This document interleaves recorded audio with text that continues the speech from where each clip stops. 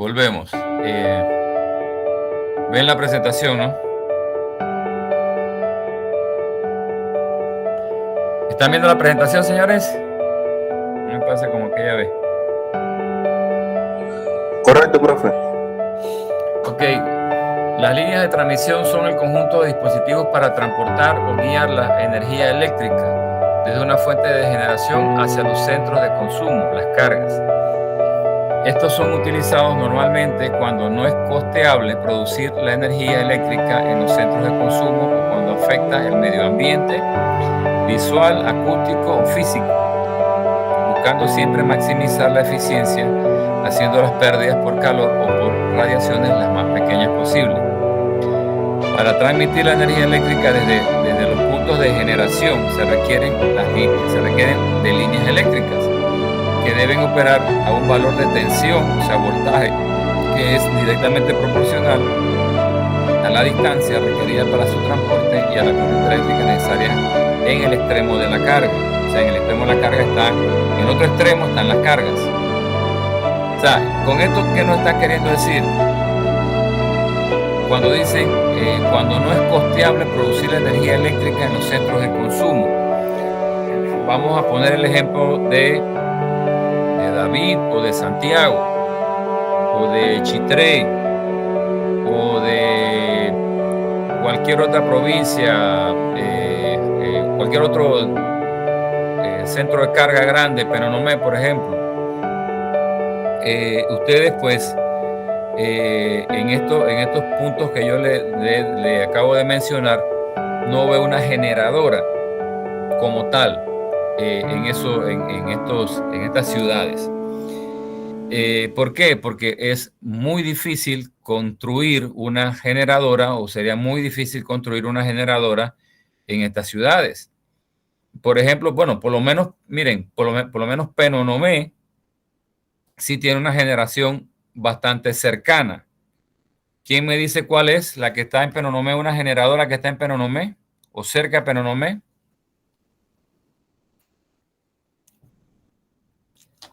Tiene 10 puntos que me contesta. El parque eólico. El parque eólico, exactamente. ¿Quién me habló? Edgar González. Edgar, mira, para mañana, bueno, a partir de mañana inicia el examen, ¿verdad? Esos 10 puntos,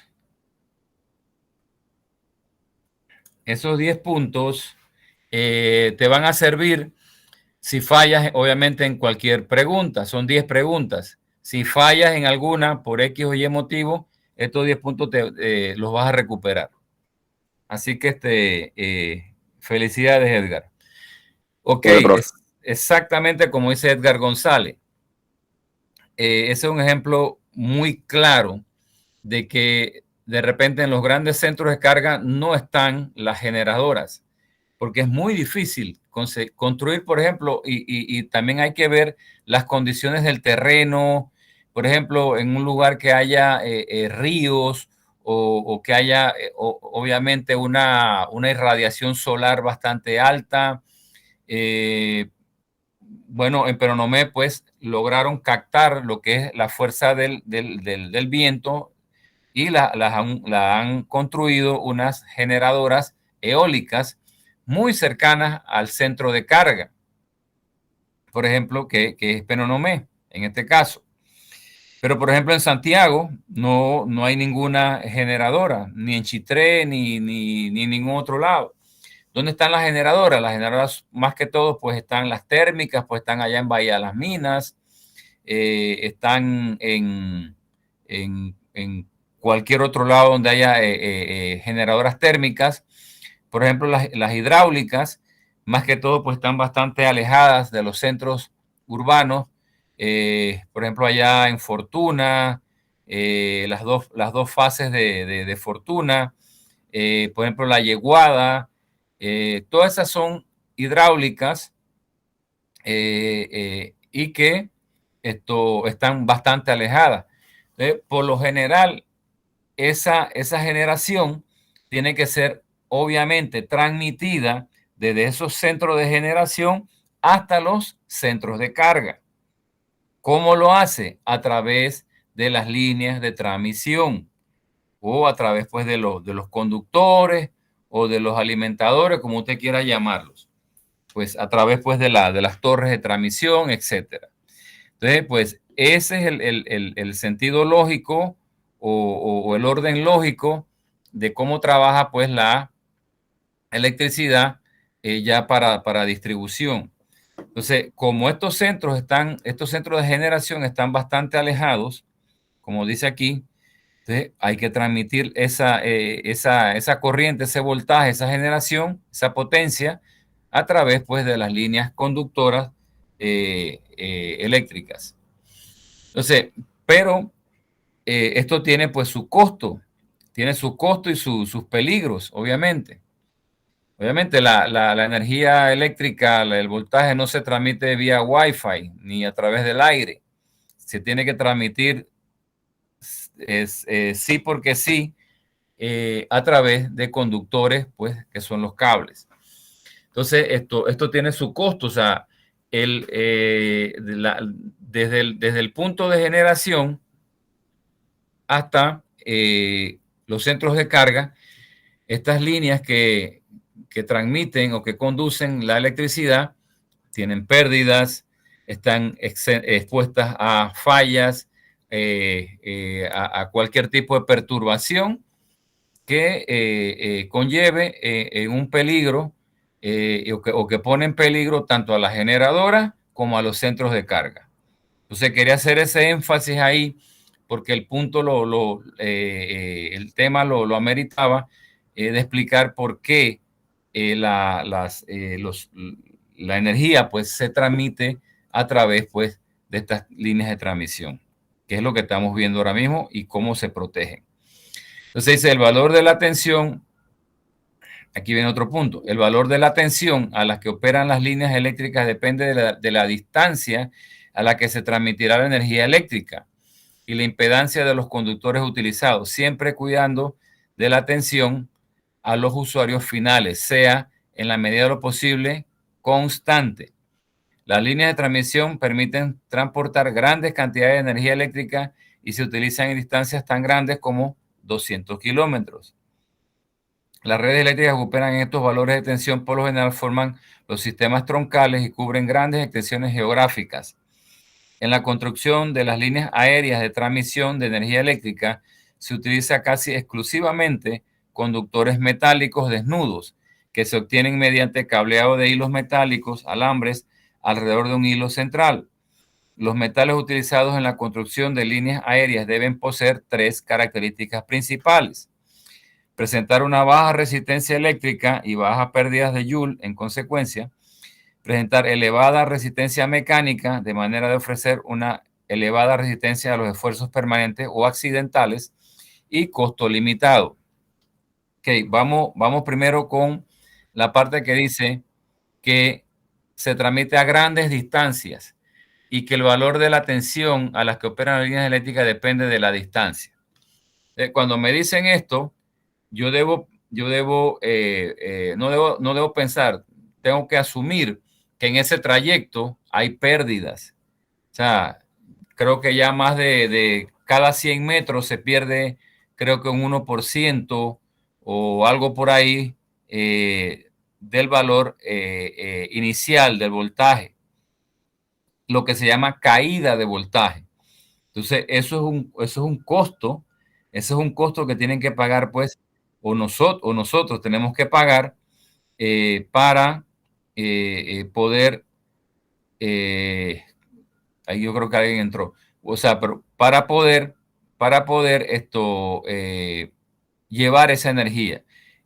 ¿Se lleva? Sí se lleva, pero tiene un costo. ¿Cuál es el costo? Las caídas de voltaje. ¿Por qué? Por las distancias.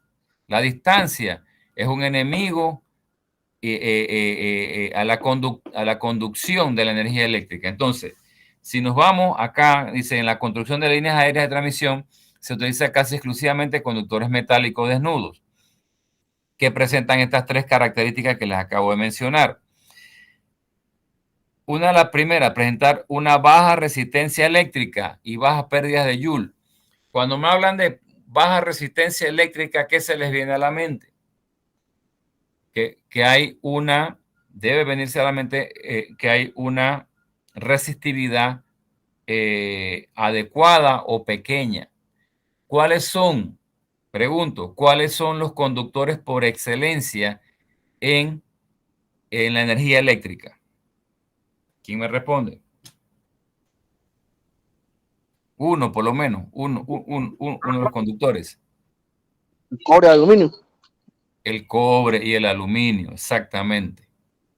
En baja tensión se usa obviamente mucho más el cobre, ¿verdad? En las casas, en la industria se usa el cobre, los conductores de cobre.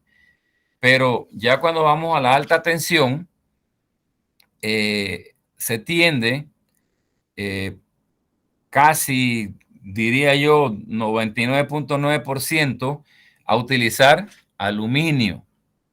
¿Por qué? Porque tiene baja resistencia, es un buen conductor, ¿verdad? Tiene una buena resistencia mecánica, o sea, que no se rompe con facilidad.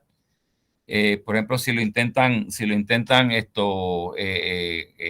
torcer o se cae o lo que sea, o la misma corriente, pues no lo parte. Entonces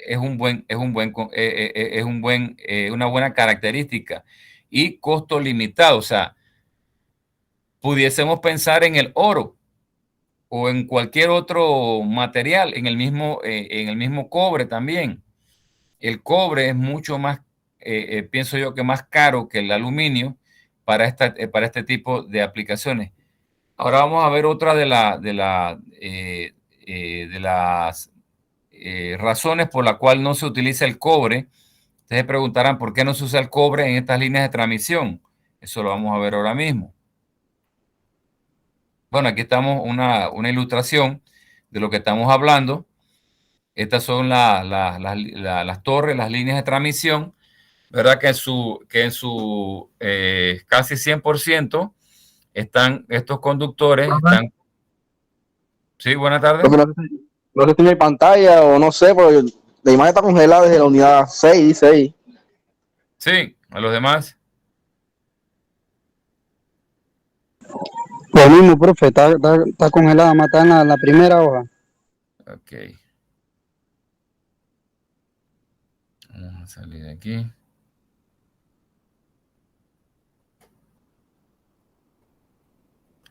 Me parece ahí es mi Johnny Mendoza, admitir.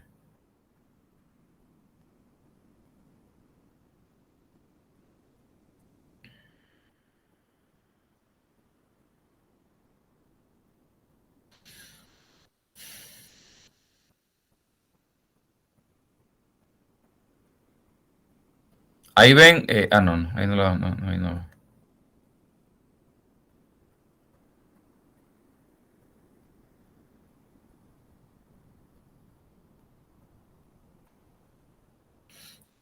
Ahí ven la presentación. Sí, profe. Ven uno, protección de líneas, que es lo que estábamos hablando. No se ve, está congelado. Acá me dice unidad 6 nada más.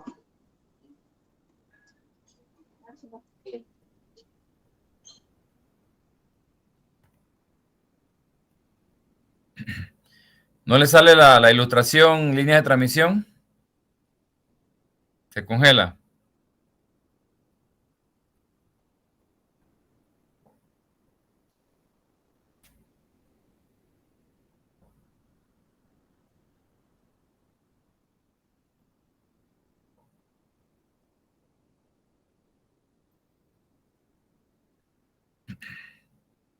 Ahora ahí sale, profe. ¿Qué ven ahora mismo? Sale una torre de transmisión. Ok, bueno. Como les explicaba, el material utilizado es el aluminio, ¿verdad? Porque es un material muy buen conductor de alta resistencia eléctrica y de alta resistencia mecánica. Mecánica, ¿por qué? Porque puedes aguantar o soportar de repente pues caídas o jalones, o sea, es un material resistente. Entonces, ¿por qué no se utiliza el cobre? Los metales que satisfacen estas condiciones son relativamente escasos, a saber, el cobre, aluminio, aleación de aluminio y combinación de metales aluminio-acero. En transmisión de energía eléctrica, los materiales utilizados son cobre, aluminio, aleación de aluminio, pudiendo afirmarse que prácticamente no se usan otros materiales. Los símbolos que identifican los diferentes tipos de conductores son los siguientes. Esto estamos hablando para alta tensión, señores. AAC dice todos los conductores de aluminio. All Aluminium Conductor. AAC, todos los conductores de aleación de aluminio. ACSR, ese es uno de los más utilizados aquí en Panamá, conductores de aluminio con alma de acero. Y ACAR, conductores de aluminio con alma de aleación. Dice, pese a la menor resistencia eléctrica y superiores actitudes mecánicas del cobre, ha dejado de ser utilizado en la construcción de líneas aéreas. Esto es especialmente notado en alta y muy alta tensión. La causa de este reemplazo de cobre por el aluminio ha sido el menor costo y la ligereza con respecto a los conductores de cobre de un mismo valor de resistencia. Ok, la ligereza es el peso. Por eso no se utiliza el cobre en estas torres de transmisión. O sea, el cobre pesa mucho más. El aluminio, usted compara el aluminio, usted compara un cable, un cero, con un cable, un cero de aluminio, con un cable, un cero de cobre, y se va a percatar, lo pone en una balanza si quiere, se va a percatar la diferencia grande en peso. Obviamente eso es un impedimento para que el cobre sea utilizado en las líneas de transmisión. ¿Estamos claros en eso? ¿Por qué se utiliza más el aluminio? Por el peso, más que todo, aparte que es más barato también, es más económico. Ahora, el cobre tiene muchas mejores características conductoras, sí, pero el aluminio también las tiene y es más eficiente para este tipo de aplicación. Dice, también es una ventaja el hecho de que el conductor de aluminio tenga un mayor diámetro que el de cobre con la misma resistencia. Con diámetro mayor, las líneas de flujo eléctrico se originan en el conductor, se encuentran más separadas en la superficie para el mismo voltaje. Ahí se está viendo bien la presentación, señores. Sí, profe. Ok. Dice, cuando se trata de transmisión de corriente alterna a larga distancia, es muy importante mantener el sincronismo en el sistema y conseguir que las tensiones sean estables, especialmente si se producen averías en el sistema. Dice, los niveles de tensión en el sistema de corriente alterna pueden variar moderadamente, pero no se admite que superen límites bien definidos, generalmente del 5 al 10%. Los límites de estabilidad de transmisión se refieren a la energía que en un sistema afectado por importantes averías puede transmitir sin haber perdido nada de su capacidad de transmisión. Ok, los niveles de tensión son muy importantes, se los he recalcado en muchas oportunidades, no solamente en este curso. Es muy importante para mantener el sincronismo, ¿verdad? La línea o el generador que se baja de voltaje o que no tiene una buena regulación de voltaje, ¿qué pasa? Se sale de sincronismo. Y al salirse de sincronismo, pone en peligro a todos los generadores o a todas las generadoras que están en paralelo con él. Porque se puede convertir en un motor, se motoriza. O simplemente deja de generar, se sale de la protección, no lo van a sacar. Entonces es muy importante mantener el voltaje en las líneas de transmisión para que haya un buen sincronismo. Dice, la compensación serie reduce la impedancia serie de la línea, la cual es la causa principal de la caída de voltaje y el factor más importante en la determinación de las potencias máximas que puede transmitir la línea.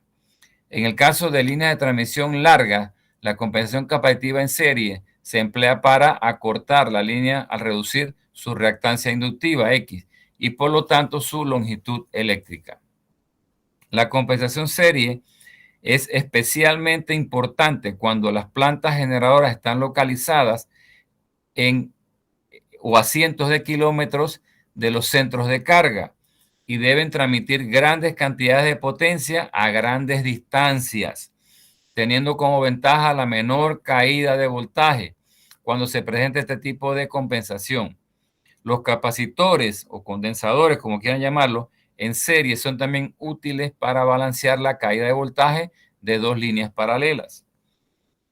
A pesar de las ventajas, esta opción solo es utilizada en líneas muy largas debido a diversos problemas que surgen con su uso.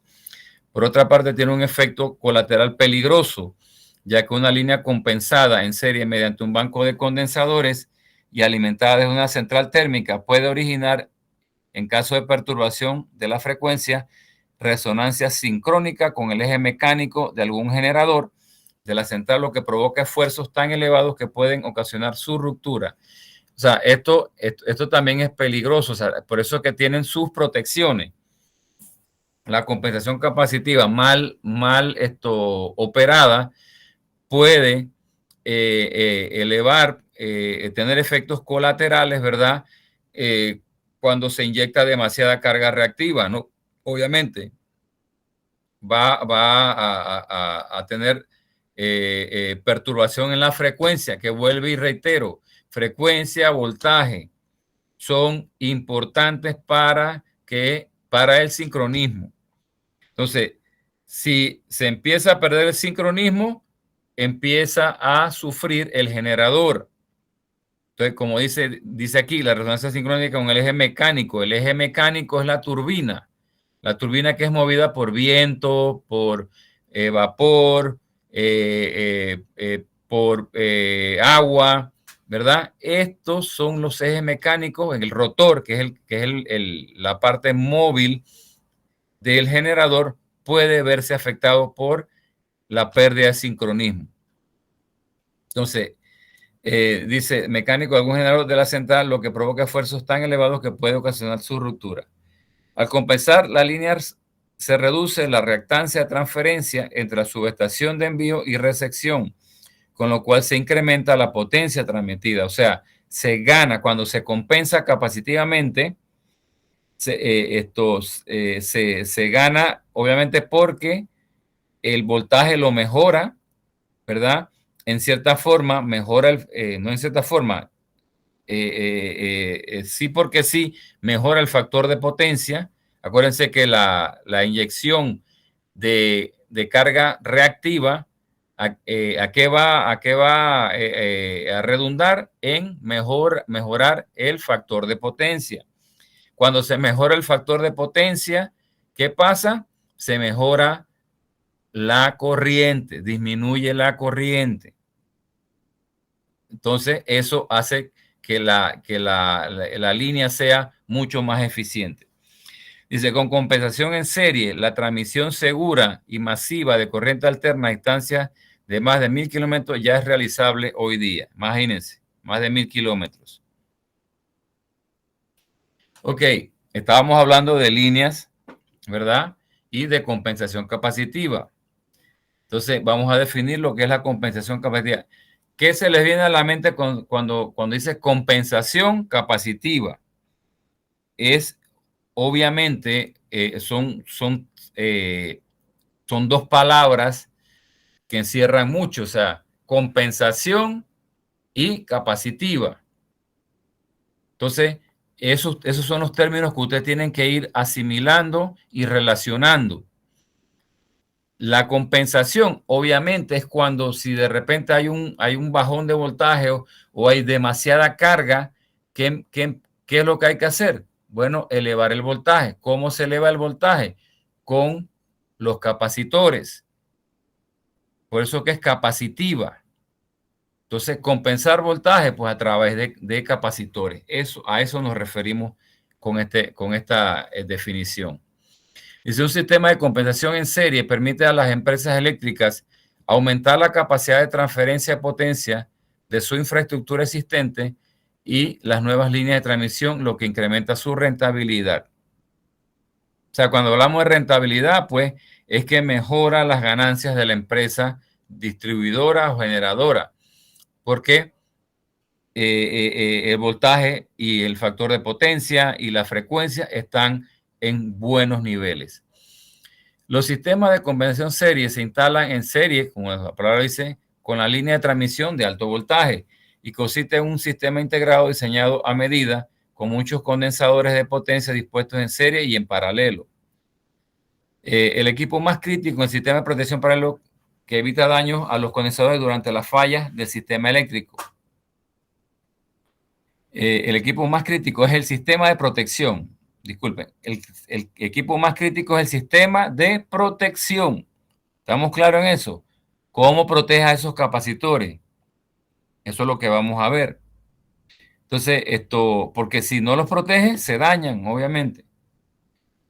Dice, se puede manejar una corriente muy alta durante periodos cortos de tiempo y proteger a los condensadores hasta que se establezca otra ruptura de derivación. Los bancos de compensación reactiva para la red de distribución de media o alta tensión se instalan en estaciones transformadoras, alimentadores de distribución e instalaciones de usuarios alimentados desde la red de media tensión. Para suministrar potencia reactiva, regular la tensión del sistema y evitar el pago de penalizaciones por bajo factor de potencia. Los bancos se componen de unidades capacitivas modulares de potencia y tensiones normalizadas de tipo film foil impregnados con aceites biodegradables libres de compuestos clorados PCB. Miren, si ustedes observan, de repente a veces en los postes, esto lo vamos a ver ahora mismo, o se va a una subestación, usted va a ver, ahora que le muestro la figura, usted se puede ir a cualquier subestación y va a ver los tanquecitos estos, parecen unos tanquecitos, son unas latas pequeñas, y usted desde a distancia, usted va a ver la palabra PCB, o sea, ellos están libres de PCB. Eso están en los capacitores, en los bancos de capacitores. Háganlo, véanlo para que vean, para que noten esa nomenclatura. Dice, de muy bajas pérdidas con resistencias internas de descarga. Ellos tienen, obviamente, acuérdense que los capacitores se cargan y hay que saberlos descargar, porque quedan con energía. El capacitor tiene esa característica que queda con energía, almacena energía. Por eso es que se utiliza para compensar el voltaje. Entonces, con resistencia interna de carga y con la opción de fusibles internos, aptos para montaje a la intemperie. La potencia total del banco puede estar fraccionada en escalones de conexión progresiva según distintos esquemas de control. O sea, un banco de capacitores, no sé si lo habrán visto en baja tensión, usted puede meterlo varios módulos que dependiendo de la carga, él automáticamente, pues ya están sistematizados, están de manera automática, controlados con PLCs. A medida que aumenta la carga, ¿verdad? Él aumenta un módulo y inyecta más kVARs. Si disminuye la carga, el mismo PLC lo va a sacar ese módulo porque ya no es necesario. Entonces, se hace de manera automática. Porque acuérdense que la carga no es fija, la carga es variable. Lo fijo en un sistema eléctrico son las potencias, porque es un banco de transformador, o puede ser un generador. Un banco de transformador tiene una potencia calculada, 100 kVA. Un generador eléctrico, bueno, se instaló un generador eléctrico de 800 o de 500 gigawatts o megawatt. Eso es estable. ¿Qué es lo que varía? El voltaje. Los voltajes ya eso los he dicho. El voltaje de transmisión 230, 115.000. Voltaje de distribución 34.5, 13.2 y así nos vamos. Esos son valores en teoría estables, permanentes. ¿Qué es lo que varía? Varía la carga, o sea, la corriente. ¿Y por qué varía la corriente? Porque se aumenta la carga, se aumenta, pues, se metió un motor, se metió un aire acondicionado, lo que ustedes quieran, pero eso es lo que conlleva a que se eleve la carga. Entonces, estamos claros en eso, ¿no? Los bancos cuentan también con todos los elementos de seccionamiento, control, maniobra y protección y comunicaciones apropiadas para el servicio requerido. Esto está totalmente ya automatizado. Esto es más o menos aquí te es una marca General Electric, más o menos cómo se vería un banco de compensación capacitiva. Ahí están los capacitores, tienen sus protecciones, sus varistores, su disipador de arco, porque se pueden dar arcos, acuérdense, y un bypass, un switch de bypass, que es este que está aquí, en caso pues de que haya una descarga muy alta, él la va a disipar a tierra para proteger los capacitores. Estos varistores son, más que todo, son supresores de armónicos que afectan a los capacitores. Ok, miren, hay más de 5 tipos aquí le puse 5 tipos de compensaciones capacitivas. Dice que bancos fijos para líneas de distribución aérea, hay más, hay como 6 o 7. Estos fueron los que yo pues cogí para presentarle a ustedes. Bancos fijos para líneas de distribución aérea en media tensión, bancos automáticos para líneas de distribución aérea en media tensión, bancos abiertos fijos en media tensión para instalaciones industriales, líneas de distribución o estaciones de transformadoras, bancos abiertos automáticos de media tensión para grandes instalaciones industriales o estaciones transformadoras. Profe. Ajá. Creo que tienen la pantalla congelada. Ay, Dios mío. ¿Qué lío con esto, hombre? Pero ¿cuál es el problema con esta vaina? Profe, ahí Abdiel está tratando de entrar ahí. Sí, voy a eso.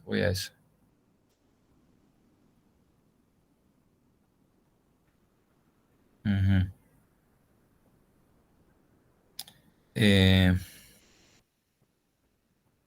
¿Quiénes son los que han llegado? Que digan presente. ¿Agdiel Lisondro?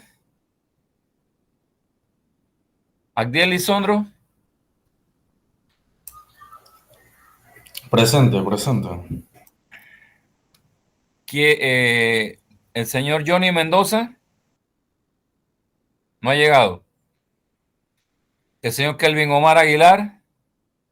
Tampoco.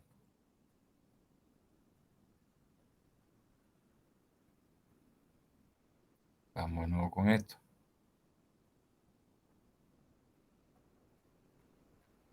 No sé por qué.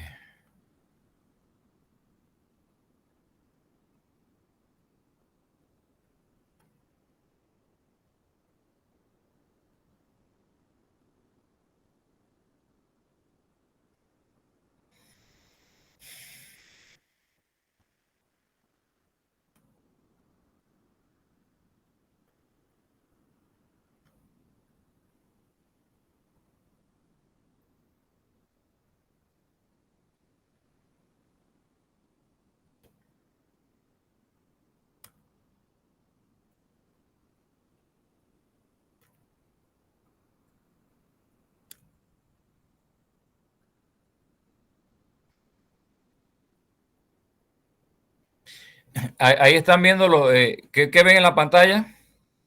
Los tipos. La unidad dice unidad 6. La primera página. ¿Por qué no deja compartir.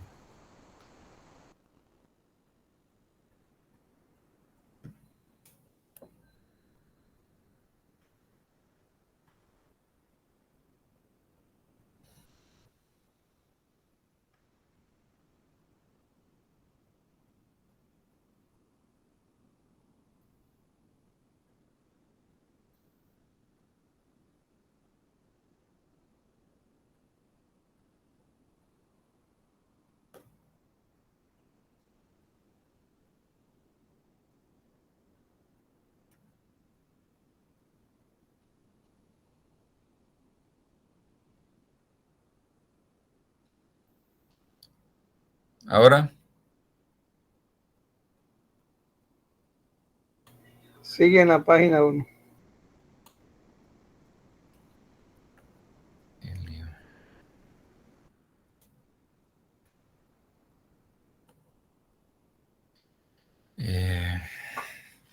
¿Cómo hacemos con esto?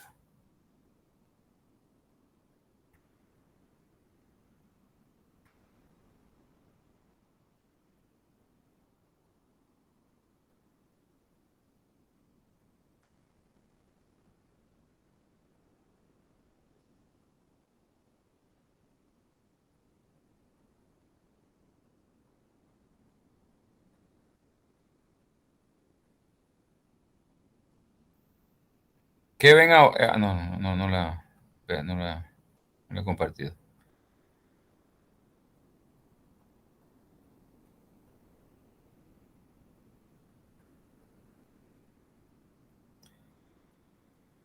Espérate. Ya sé lo que puede estar pasando.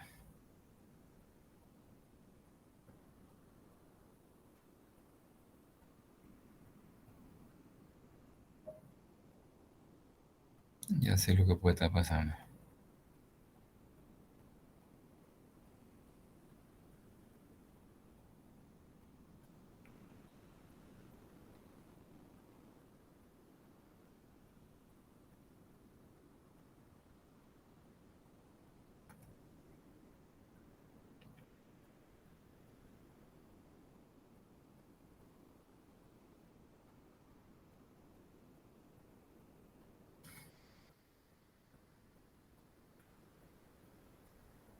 ¿Qué tienen en la pantalla ahora mismo?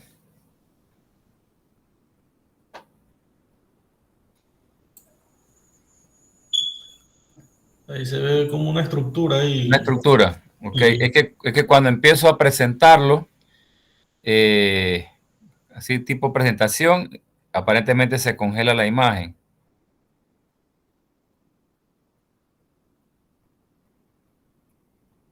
Ahí que tienen, Sigue siendo lo mismo. sí, es que apenas lo empiezo a compartir, no sé, a presentar en. Ahora dice tipos, ¿no? Ahora ven tipos.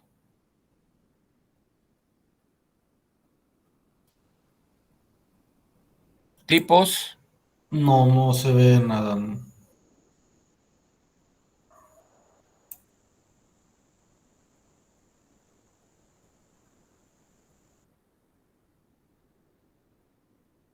Ahora, tipos. Es correcto, así mismo, ahí se ve tipos. Ok. Miren, aparentemente cuando trato de, no sé por qué está sucediendo eso, la verdad. Cuando lo pongo en presentación, se congela. No sé por qué. Ok, le mencionaba los 5 tipos. Vamos a tratar de verlos muy por encima. Quiero que estén claros. Ahí están viendo el 1.21, ¿no? Bancos fijos para líneas de distribución. Es correcto, profe. Ujú. Ok. Vamos a ver los 5 tipos que yo considere pues más utilizables o que con más frecuencia se ven en las líneas aéreas, en las líneas de transmisión y en las subestaciones también. Entonces, iniciamos con el banco fijo para líneas de distribución aérea de media tensión. Ahí se ve la figura. Yo estoy seguro que ustedes lo han visto en las calles, por ahí en los postes, ¿verdad? Ustedes se preguntarán para qué son. Todo lo que se habló anteriormente, para tratar de maximizar el voltaje debido a las caídas de voltaje, obviamente, ocasionadas por la distancia o ocasionadas por las variaciones de carga. Hay que inyectar kVAR en caso de que se descompense el voltaje. Entonces, vamos, dice los bancos fijos para líneas de distribución aérea de media tensión. Los más utilizados en redes de media tensión son los más utilizados en las redes de media tensión por su bajo costo, reducido peso, instalación sencilla sobre postes, sin mantenimiento, disminuyen pérdidas y caídas de tensión, mejorando la calidad de servicios prestados a los usuarios.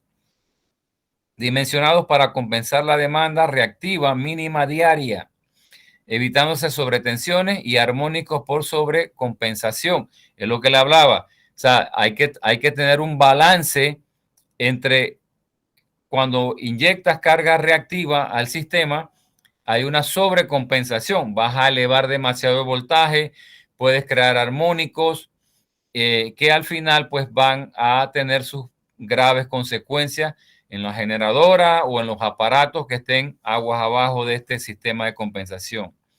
Dice, formados por 3 o 6 condensadores monofásicos conectados en estrella simple o doble con neutro aislado opuesto a tierra, conectados a la red mediante desconectadores defusibles y preferentemente equipados con descargadores de sobretensión. Este es el número 1. El número 2, bancos automáticos para líneas de distribución aérea de media tensión. Esto también se ven. Mira, este es el tanquecito que le decía. No sé si lo están viéndolo. ¿Están viendo la presentación? ¿La figura? Transformadores chiquititos. Sí, este tanquecito es el que digo que es PCB, o sea, ellos tienen un aceite especial para el uso de los condensadores, ¿no? Estas son cosas que ustedes pueden notar a diario en cualquier línea de transmisión, en cualquier subestación. Hay que observar. ¿Qué otra cosa observamos aquí en esta en este poste, en este arreglo de condensadores? Aquí vemos un controlador. Señores, no sé si lo ven, porque es que ahora voy a tener que terminar la presentación de esta forma, porque no sé qué está pasando. ¿Se llega a notar? Sí, sí se nota, sí se nota. Ok. Esto es un controlador, porque este es un señor que está automatizado. Dice, automatizable según hora del día, nivel de tensión o demanda reactiva, los VAR. Controles microprocesados con capacidad de medición y registro de eventos. Programación estacional anual, personalizada y telesupervisión. Miren, de todo eso hemos hablado en módulos pasados. Maniobras con económicas llaves en aceites o con llaves de vacío libres de mantenimiento. Estos bancos proveen la reactiva necesaria en horas valle o punta y normalmente se desconectan automáticamente en las horas de valle, o sea, en las horas de baja, ¿no? Cuando hay más alta carga, ellos se conectan y se desconectan cuando hay menos carga, para evitar la sobrecompensación, obviamente. El punto de conexión óptimo para los bancos depende de su función primordial, compensar el reactivo de las líneas o regular el nivel de tensión. El número 3, bancos abiertos fijos de media tensión para instalaciones industriales, líneas de distribución o estaciones transformadoras. Estos son más grandes ya. Estos ya no están en postes, estos están ya obviamente en una instalación en el terreno, sobre el terreno. o en una instalación metálica, pero no está en un poste, obviamente. Permite eliminar penalizaciones por bajo factor de potencia en instalaciones industriales, suministrar la potencia reactiva base de la carga, valles nocturnos, más la reactiva de vacío de transformador de distribución. Dice, montaje sobre suelo o plataforma elevada y unidades capacitivas colocadas en posición vertical u horizontal en uno o varios niveles superpuestos. Disposición en simple o doble estrella. Bueno, hay bastante teoría, la pueden terminar de ver. Bancos abiertos automáticos, este es el número 4. De media tensión para grandes instalaciones industriales o estaciones transformadoras, muy parecido al anterior. Automatizables según la hora del día, nivel de tensión o demanda reactiva compensado las mesetas y picos de carga. Eliminan penalizaciones por bajo factor de potencia, disminuyen pérdidas en las redes y optimizan los perfiles de tensión, mejorando así la calidad del servicio.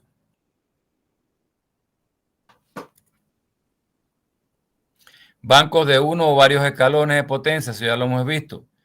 Dice, regulación a cargo de controles microprocesados estándar o de arquitectura abierta basada en PLCs.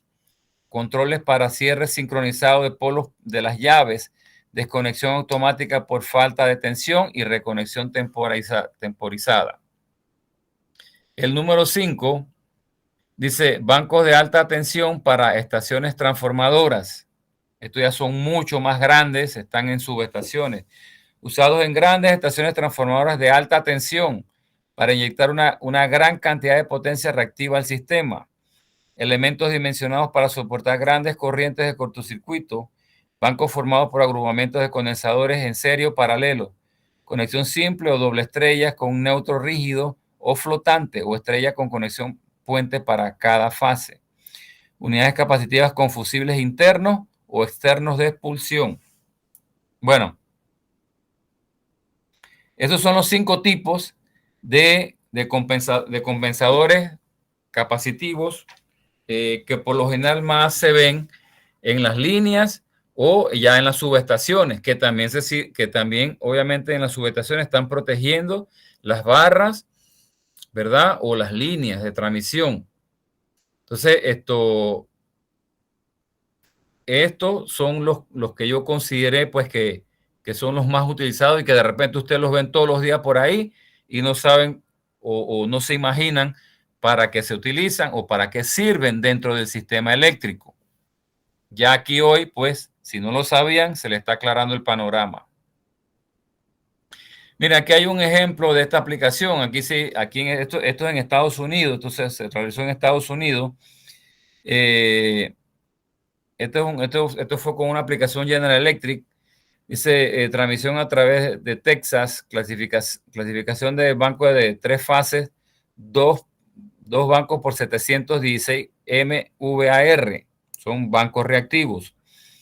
Dice subestaciones Turquía, Texas, Cross Station 1 y 2. Desafío del cliente. O sea, ¿qué requería el cliente? Pues en este caso era una compañía eléctrica, obviamente, ¿no? Mantener la estabilidad de voltaje y las operaciones eficientes del sistema de transmisión de Texas bajo una exportación mínima y máxima de energía eólica. Mira, esto era para una eólica, una generadora eólica. Aplicación del cliente, la compensación del 50% en 2 líneas de transmisión desde Tool, Canyon o Tesla requirió compensación en serie para reducir la impedancia de línea inductiva compilada debido a la larga longitud de la línea. ¿Qué beneficios obtuvo el cliente? Posibilidad de maximizar la cantidad de energía eólica a transferir a través de las nuevas líneas de transmisión de 345.000 voltios o 345 kilovoltios. Imagínense los niveles de voltaje que se manejan allá. O sea, ¿qué lograron con esto? O sea, se maximizó la generadora eólica porque al compensar esas largas distancias había muchas caídas de voltaje. Se instalaron estos 2 bancos de 716 megavolt ampere reactivos y lograron solucionar ese problema y a la vez volver más eficiente a la generadora eólica. Aquí está la foto de esa donde estaba instalado estos bancos capacitores. Aquí se ven pues todas las conexiones que ellos tenían, pues sus interruptores, sus cuchillas o conectadores, reconectadores. Pues y se ve pues la aplicación práctica en una subestación, en una generadora eólica. Logró mejorar esa distancia, porque es una distancia larguísima.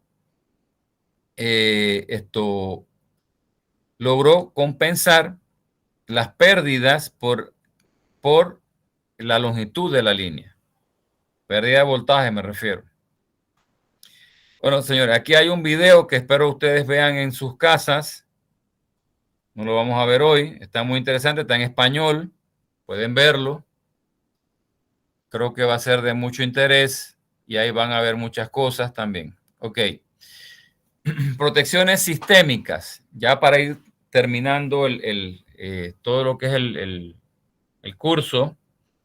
Aquí pues ya se visualiza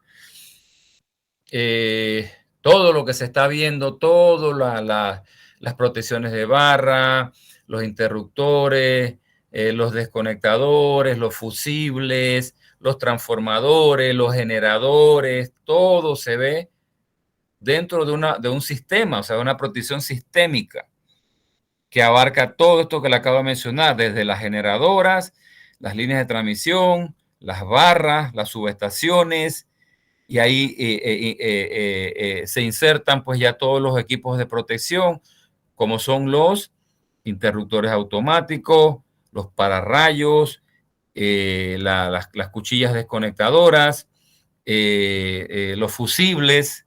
Entonces, todo esto integrado en un sistema.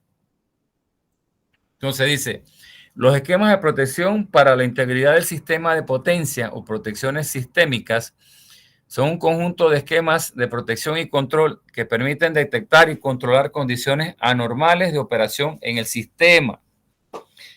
Dice, estos esquemas actúan sobre los equipos de la red con el fin de minimizar la extensión y duración de los eventos, así como colapsos parciales o totales de la demanda atendida. Aunque en práctica están compuestos por elementos de protección, se diferencian conceptualmente de la protección de equipos, en que su función es proteger el sistema, la continuidad de la atención de la demanda y no elementos de la red en particular. O sea, ¿qué nos están queriendo decir con esto? O sea, ellos, si bien es cierto, ya hemos visto la protección pues, de transformadores, de barras, aquí la protección del sistema más que todo van a tratar de que el sistema en total no se caiga. O sea, cuando se habla de sistema, se está hablando de la generación. O sea, por ejemplo, evitar que una generadora, por ejemplo, la eólica de ahí de Penonomé, o allá Fortuna, o cualquiera de esas hidráulicas que se encuentre por Chiriquí o por Veraguas, no se salga del sistema, deben actuar las protecciones sistémicas. Porque lo último que debe pasar en un sistema eléctrico de potencia es que un generador salga de operación. Es muy costoso, es muy peligroso y obviamente afecta mucho a todo lo que esté cubriendo esa demanda, esa generadora, a toda la demanda que esté cubriendo esa generadora, a todos los circuitos que esté cubriendo esa generadora. Entonces, por eso se habla de que no necesariamente las protecciones sistémicas van a proteger un transformador, por ejemplo, o una barra, por ejemplo. Van a tratar de que el sistema en sí o la generadora no salga o no se desconecte, obviamente. Entonces, a esto nos referimos más que todo con protecciones sistémicas. Dice, la estabilidad de un sistema eléctrico de potencia es la propiedad que le permite permanecer operando en estado de equilibrio en condiciones de operación normal y que le permite luego de ser sometido a una perturbación recuperar a un estado de equilibrio aceptable. Para la clasificación en tipos de estabilidad se toma en cuenta aspectos como la naturaleza física de la inestabilidad, o sea, el tamaño de la perturbación o la falla o contingencia, el periodo de tiempo a considerar, los equipos y procesos involucrados y el método más apropiado de cálculo y predicción de estabilidad o inestabilidad. La clasificación en distintos tipos de estabilidad no tiene necesariamente fronteras rigurosas y a veces se superponen. Entonces aquí yo puse una figura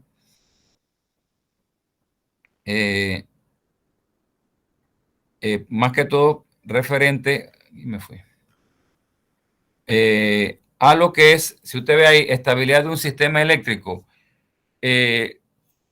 estabilidad del ángulo de rotor. O sea, esto estamos aquí hablando de un generador, del generador. Y es ese rotor, acuérdense que el rotor es la parte que es impulsada por la energía, por el tipo de energía, por el tipo de generación que se tenga. Por ejemplo, si es eólica es el viento, si es el agua, si es hidráulica es el agua, si es vapor, pues si es térmica es de vapor. Entonces dice estabilidad pequeña de señal, estabilidad transitoria. Esto es lo que es el rotor o la turbina del generador. Esto está dentro de la estabilidad de un sistema eléctrico. La estabilidad de la frecuencia de corto plazo o de largo plazo y la estabilidad de la tensión. Nótese que aquí está la frecuencia y tensión. Dos temas muy importantes para este señor que está acá, el generador. Dice, en la tensión de gran perturbación o de pequeña perturbación, de corto plazo o de largo plazo. Hablamos de fallas transitorias y fallas permanentes, más que todo, en lo que es la tensión, voltaje. Ok, ¿están viendo la figura, señores? ¿No se ha vuelto a congelar? Sí, se ve.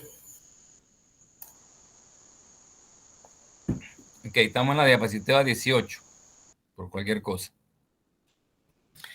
Ok, los sistemas de protección sistémica se pueden ver o simbolizar en este diagrama de flujo.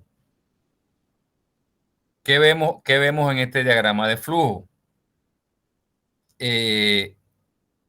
Obviamente aquí se pone un generador, que es pues el tema primordial de las protecciones sistémicas.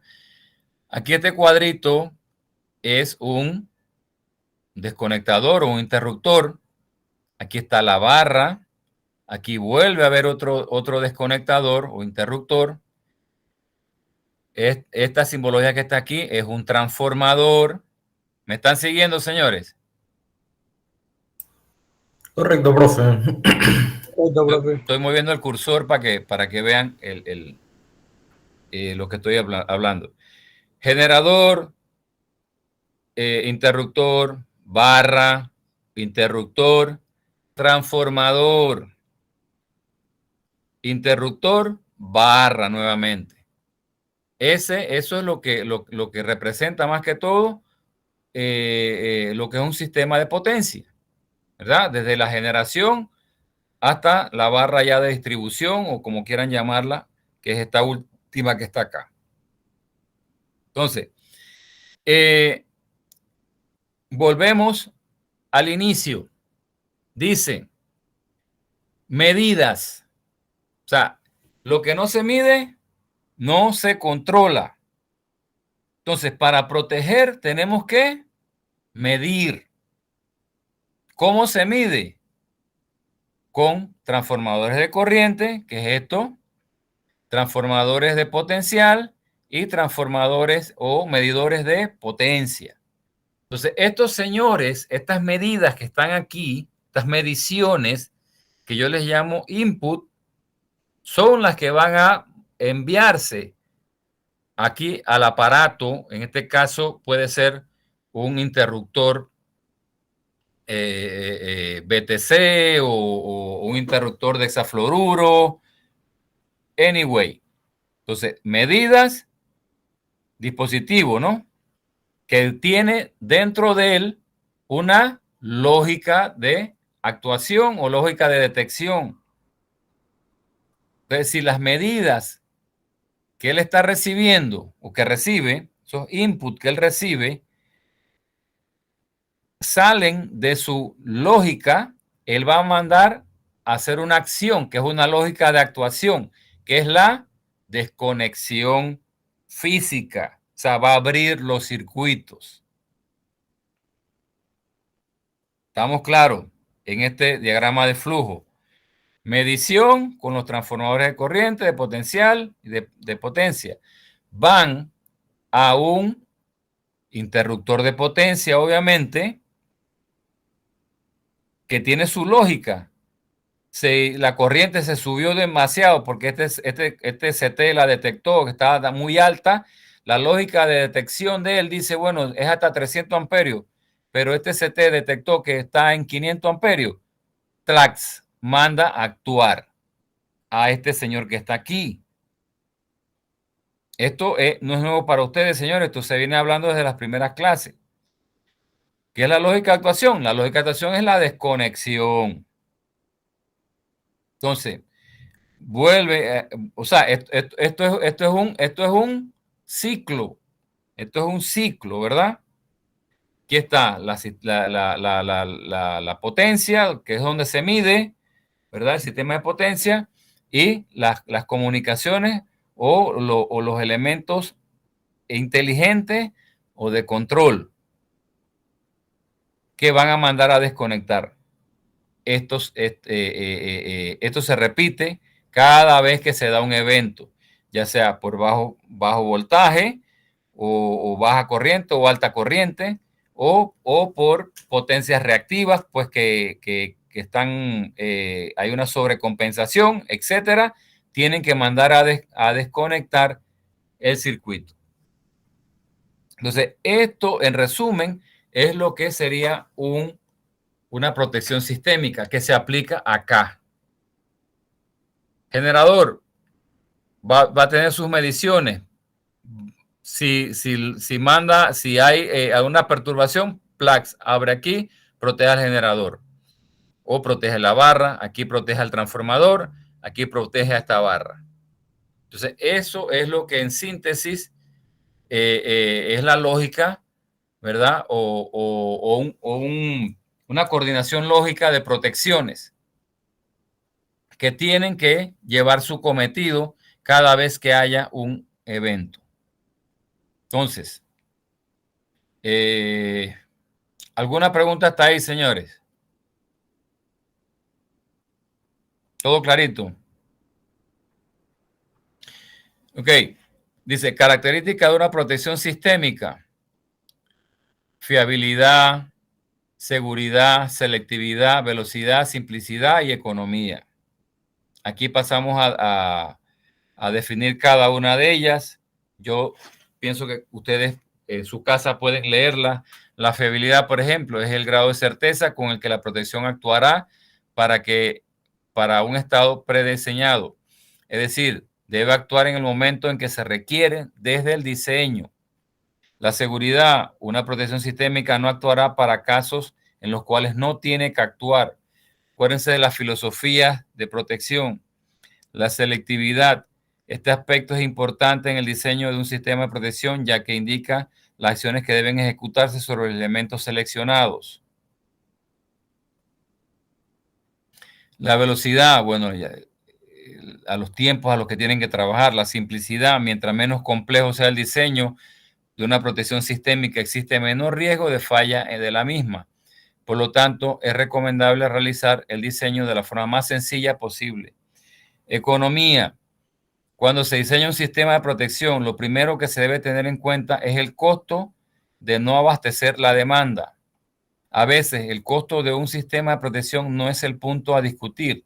sino la importancia de la sección del sistema que se debe proteger. O sea, esto va en escalones, ¿no? La secuencia lógica de protecciones.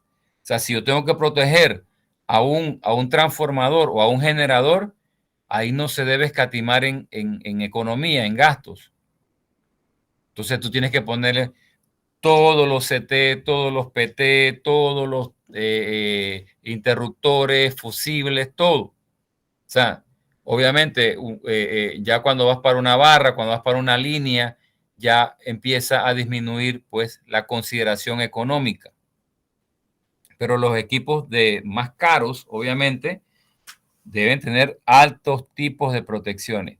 Y adicionalmente hay que considerar que los mecanismos encontrados deberán ser flexibles y reajustables en el tiempo de acuerdo a los cambios topológicos de la red de transmisión, crecimiento de demanda, ingreso de nueva generación, entre otros. ¿Qué nos están queriendo decir? Tienen que tener flexibilidad. O sea, todos estos sistemas tienen que ser flexibles a los cambios de capacidad. Por ejemplo, se instala otra generadora, las protecciones hay que setearlas con otros valores. Entonces, estos aparatos tienen que tener esa flexibilidad para reajustarse. Si hay cambios en las cargas, si hay cambios en la generación, tienen que tener esa flexibilidad. Aquí se le puso un ejemplo de una simulación de una falla sistémica, de una aplicación para protección, de una falla para protección sistémica. Dice, en la figura número 9 se muestra un diagrama eléctrico el cual permitirá explicar de una forma sencilla cómo actúa una protección sistémica que implica desconexión de generación, miren, de una generadora. Los límites permisibles para los elementos asociados al caso base se encuentran en la tabla número 1. Estas son las líneas de transmisión y los límites de disparo, 126 megawatts y 193 megawatts. Para la línea 2.3 o para los circuitos, pues, 2.3 o la barra, 2.3 y la 3.4. Dice, antes del disparo de la línea, bueno, vamos a ver aquí aquí está lo que nos están diciendo. Aquí tenemos la barra 1, la barra 2, la barra 3 y la barra 4. Hay un generador 1 que está alimentando la barra 1, de la barra 4. Obviamente hay transformadores. Entonces, este generador que alimenta esa barra 4, aparentemente, pues, como vamos a ver aquí, va a haber un fallo. Dice, ante el disparo de las líneas comprendidas entre las líneas 1 y 4 de sobrecarga, los circuitos comprendidos entre las líneas 2 y 3 y el circuito comprendido entre las barras 3 y 5, en el caso de presentarse esta sobrecarga, pueden producirse el disparo de los circuitos 2.3 y 3.5, provocando el colapso de todo el sistema eléctrico del ejemplo, tal como se evidencia en la figura 10. Ok, si hay una falla aquí entre la barra 1, 4, estos dos circuitos, 2.3 y 3.5, que son estos que están aquí en azul, 2.3 y 3.5, por esta falla que se da aquí, estos circuitos se van a sobrecargar, dice ahí. Entonces, como obviamente, si sale un circuito que cuando hay una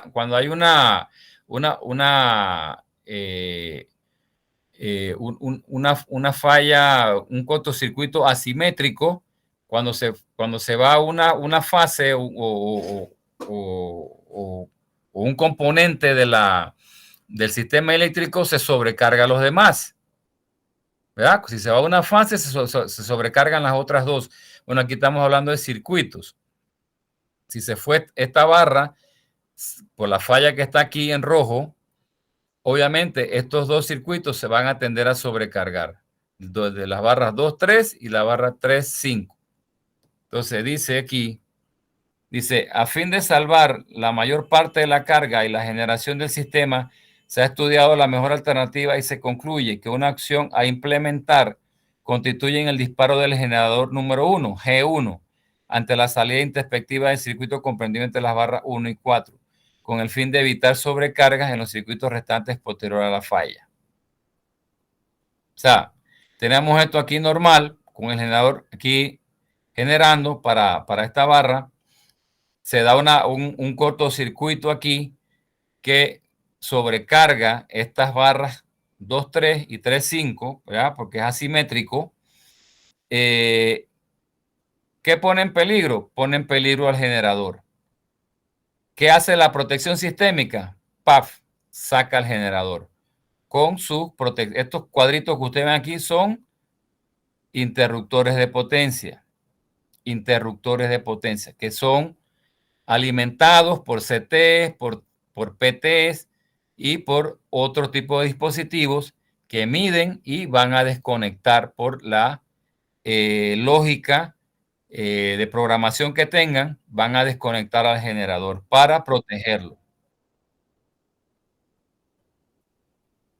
Aquí está resumido. Circuito sobrecargado, se decide sacar al G1 a través de la detección de los equipos de medición y de protección que tiene ese ejemplo en este caso, pues. Entonces, pero más que todo, ahí lo que se trató de salvar es sacar al generador 1, porque se dio una falla externa a él que va a sobrecargar a los otros circuitos y le va a empezar a demandar a él una potencia que él no va a tener la capacidad de dar. Entonces, como hay barras, como se explicó en el módulo anterior, hay barras. ¿Qué pasa? Si se va a una fuente de alimentación, como las barras son barra simple, barra doble, barra simple interconectada, se decide sacar esa fuente y se manejan los otros circuitos con las barras que le permitan llevar esas cargas hasta que la falla sea subsanada. Entonces, ven lo importante que es todo lo que se vio anteriormente, porque el sistema eléctrico trabaja así. O sea, tiene que tener respaldo, tiene que tener respaldos. Si se da un evento en una fuente, que en este caso es un generador, ¿verdad? Puede ser un transformador también, pero en este caso estamos hablando de generación. Esa barra afectada se saca del sistema con esa fuente que es el G1, el generador 1. Entonces los otros circuitos se tienen que alimentar a través de otras barras, a través de sus interconectadores, sus interruptores, etcétera. Entonces todo esto cobra sentido, ¿verdad? Cuando vemos este tipo de fallas, que es una falla sistémica ya, que afecta a un generador o que puede afectar a un generador. Entonces, para estar claro en eso. ¿Hay alguna pregunta sobre eso?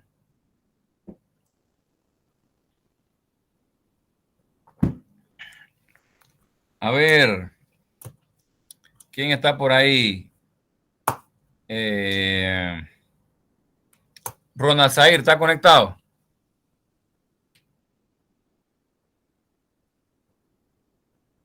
Ronald Zair Lima, ¿está conectado? Edgar.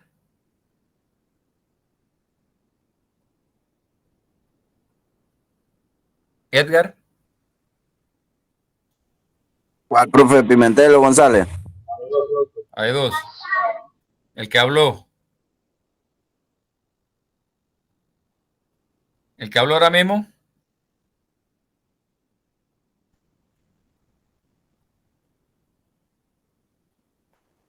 El que acaba de preguntar que cuál de los dos. ¿Quién fue?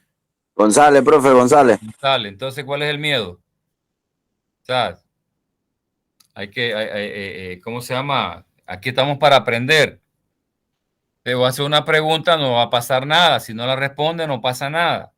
Pero lo que quiero es que ustedes también interactúen, porque la clase no es solamente el profesor. Yo necesito ver en ustedes esa chispa, ese deseo de aprender, de que no entiendo esto, porque esto, o sea. Entonces, si yo te pregunto a ti, Edgar, por ejemplo, aquí en esta falla, y ya lo dije, si se da una falla en estas dos barras, ¿verdad? Que tienen sus transformadores, etcétera.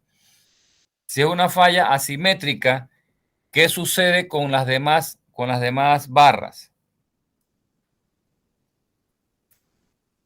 Quedan energizadas, profe. Quedan energizadas, ¿verdad? Quedan energizadas, pero ¿qué sucede? Quedan energizadas, pero quedan. O sea, si a esta barra anteriormente estaba ayudándolas a ellos, porque estaba aliviando circuitos por acá. Al irse esta barra, ¿verdad? Solamente se va este generador, queda una de estas fuentes, ¿verdad? Que están agarradas a este generador, porque se mete un transformador. ¿Qué pasa con estas barras, con estos circuitos que están aquí? Se sobrecargan, profe. Se sobrecargan. Sí, correcto eso. O sea, si anteriormente con todo funcionando de manera normal, dice aquí, dice que era 126 y 193, ¿verdad? Al haber la falla, al ocurrir la falla, este circuito de 123 se va a 252 megawatts, ¿verdad? Porque ya la carga no es compartida, porque las barras que vimos la semana pasada, que en condiciones normales cada una está llevando una capacidad de amperaje o de potencia. Al irse una fuente, obviamente el sistema, para no apagar todo, mete más circuito a esta barra. Pero llega un momento que esos circuitos también se van a sobrecargar, que es lo que yo decía. O sea, si tú tienes una barra que te aguanta 305 amperios, pero hay una falla y le metes circuitos para que no se apaguen, para que sigan energizados, pero resulta que ese circuito también está recargado y ya se lo estás metiendo a este, obviamente esa barra de 305 amperios ya no va a ser 305 amperios, va a ser de 500 amperios. Entonces, ahí es donde de repente dice la subestación, ¡puf!, me apago. Y pero en este caso, lo que para no sobrecargar a este generador, lo que hace el sistema, la protección sistémica es disparar a este generador. Disparar al generador, obviamente los circuitos quedan sobrecargados, pero quedan energizados. Llegará un momento hasta que este señor se vuelva a reintegrar, que estos circuitos también van a salir, ¿verdad? Porque si sigue sobrecargando la barra, las protecciones de barra lo van a sacar. Ok. Formas de llamar las protecciones sistémicas. SPS, System Protection Scheme, antiguamente Special Protection. Miren, esto es cultura general, señores. Las protecciones sistémicas pueden ser llamadas de distintas formas. O sea, no necesariamente protección sistémica, por decirlo así. Aquí pues hay diferentes formas en las que se ha llamado. SPS, SIPS, System Integrity Protection Scheme, RAS, Remedial Action Scheme, WAP, Wide Area Protection. Bueno, hay varias formas de llamarlo. Y se refieren a lo mismo. Protección sistémica. ¿Qué función debe cumplir un SPS? Detectar condiciones anormales del sistema eléctrico, tomar acciones correctivas determinadas que no sean desconectar un equipo en falta para preservar la integridad del sistema y permitir un desempeño aceptable del sistema. Para saber si estamos ante una protección de equipo o ante una SPS, la pregunta a hacerse es, ¿estoy protegiendo a un equipo? En ejemplo de frecuencia, funciones de frecuencia de los generadores, disparo de carga por su frecuencia.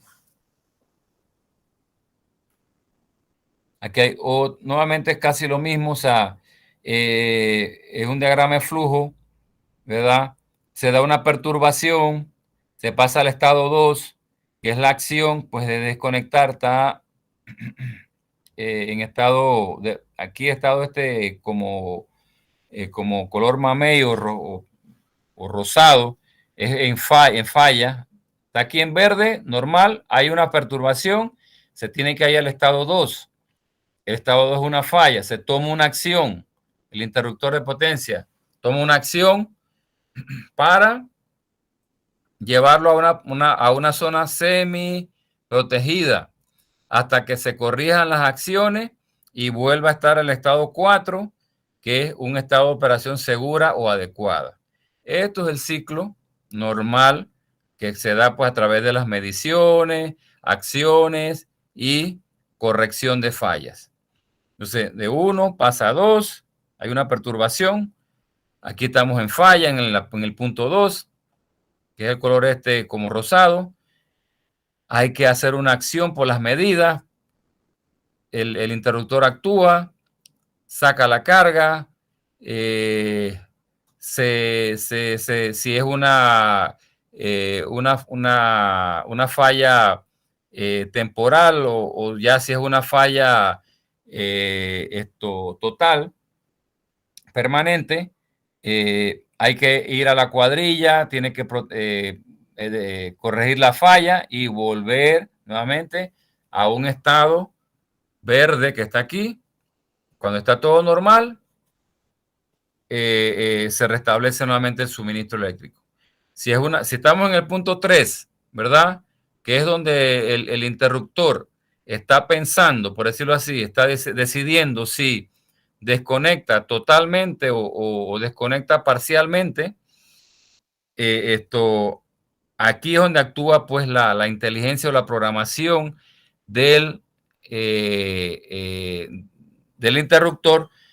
¿En base a qué? A si es temporal o si es permanente. Si es una falla permanente, definitivamente se va a quedar aquí en el estado entre el 2 y el 3 hasta que sea corregida. Pero si la falla es temporal, el PUX se va al estado 4 porque se extingue la falla. Problemas a solucionar o disminuir con los sistemas de protección sistémica.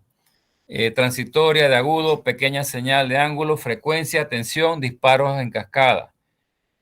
¿Para qué un sistema de protección sistémica? Mejorar la operación del sistema, operar más cerca de los límites del sistema, aumentar los límites de transferencia de potencia con la misma seguridad, aumentar la seguridad del sistema, especialmente ante contingencias extremas que llevarán al colapso. Algunas características. Protección para algunas contingencias seleccionadas y raras, fuera de rango. Sistemas que con fines deseados pueden aumentar el riesgo de operación y que no sean funciones clásicas de protección. No son equipos estándar con funciones estándar, sino que son sistemas que se diseñan a medida. Sistemas con medidas y o acciones en múltiples lugares con acción coordinada. Aquí donde hablamos de la coordinación lógica de protecciones. Planes de defensa. Los SPS no pueden predecir o prevenir todas las contingencias posibles que llevan al colapso de un sistema de potencia. A veces, algunos SPS pueden ser suficientes para proteger el sistema adecuadamente. Cuanto más grande y complejo es el sistema, más complejas son las acciones necesarias. Para ello es necesario que existan planes de defensa en los que los SPS formen parte de dichos planes. A veces se pueden tomar algunas acciones básicas mediante los SPS, para los cuales no es necesario que exista un plan de defensa, disparos o de carga, de generación. Acuérdense que esto tiene que ver mucho con la desconexión de generación. Es lo último que se tiene que ver. Tipos de SPS más generales, no importa el origen de la contingencia o perturbación, puede servir para contingencias no estudiadas explícitamente. Por respuesta del sistema y por eventos, dice. Bueno, para casos que los eventos críticos son pocos, son más rápidos, requieren de ser diseñados para todos los conjuntos de eventos. Aquí, esto es básicamente los tipos de SPS, pero los diagramas de flujo son lo mismo. Las entradas, ¿verdad? La perturbación tiene una entrada porque está medida. La perturbación es un cortocircuito o una falla. Se mide. ¿Qué ocasiona esa medida? Una entrada, ¿verdad? La toma de decisiones a través del software, la programación y las acciones, los generadores, las cargas, las líneas, porque va a desconectarlos, ¿verdad? Otro equipo, una vez desconectado, pasa al sistema eléctrico, ¿verdad? Donde vuelve a medir, donde se mide nuevamente y se toma la acción si se vuelve a conectar o se mantiene desconectado. Esa es la lógica de esto, señores. Medición, evaluación y toma de decisiones. La toma de decisiones son desconexiones de generadores, de líneas, etc. Ejemplo de acciones: disparos de carga por su frecuencia, disparo remoto de generación, disparo ante posible colapso de tensión, disparo ante pérdida de sincronismo. Los sistemas, los SPS y las comunicaciones, esto es interesante. Los sistemas de protección sistémica SPS pueden ser equipos de acciones locales coordinados, sistemas basados en las comunicaciones entre equipos. Acuérdense que ya todos con sistemas SCADA. Los sistemas SCADA tienen mucho que ver con esto, con las comunicaciones. Usted se va a una subestación ahora mismo. O si ya fueron, o no sé, con el profesor José, vayan y pregunten dónde están el cuarto de comunicaciones para que ustedes vean. O si ven una subestación pequeña por ahí en una ciudad, vayan y observen. Va a haber una antena o va a haber un receptor, porque ese receptor es el que va a estar monitoreando o va a estar recibiendo indicaciones para las acciones que debe tomar. Acuérdense que hay protecciones por hilo piloto, que son teledirigidas, son telecomunicaciones, y a través de el sistema SCADA, que puede ser a través como una llamada telefónica desde el Sistema Nacional de Despacho, que le va a decir a tal interruptor o a tal mecanismo cómo debe actuar. Si es disparo o si se mantiene, etcétera. Pero es telecomunicaciones. Eso es muy importante y es básico en los sistemas actuales.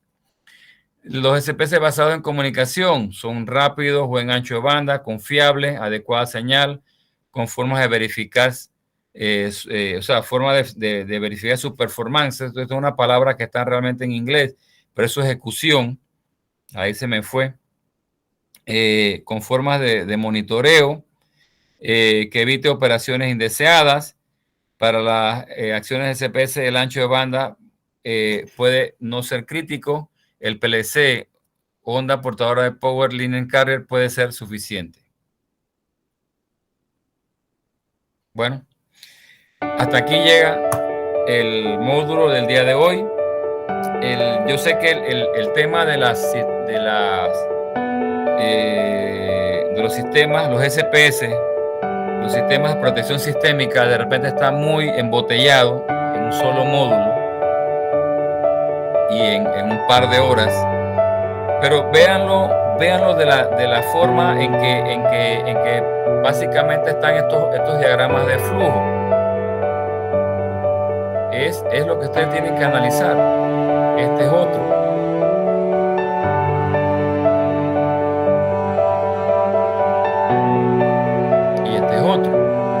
Eso básicamente es lo que usted tiene que manejar. Ahora, hay mucha información aquí, para qué sirven, cómo, qué es lo que hacen, qué es lo que evitan, también qué es lo que evitan, porque al final de ellos van a evitar una salida de un generador, ¿verdad?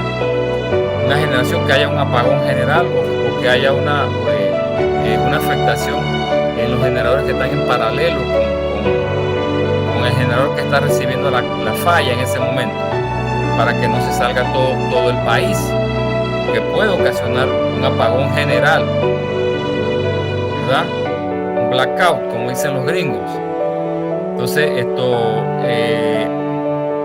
eso es lo que se quiere evitar con este tipo de sistemas, porque esto es un sistema de medición, de lógica, de actuación. De dónde están ubicadas esas protecciones, esos medidores, dónde están ubicados, qué hacen, qué no hacen, ¿verdad? En qué momento lo hacen, con qué velocidad lo hacen. Eso es lo que es un sistema de protección sistémica. Entonces, básicamente yo sé que el que de repente pues hoy está muy embotellado, pero no tiene que ser tan difícil el entenderlo para ustedes, porque ya se ha visto todo esto y esto lleva una lógica, ¿verdad?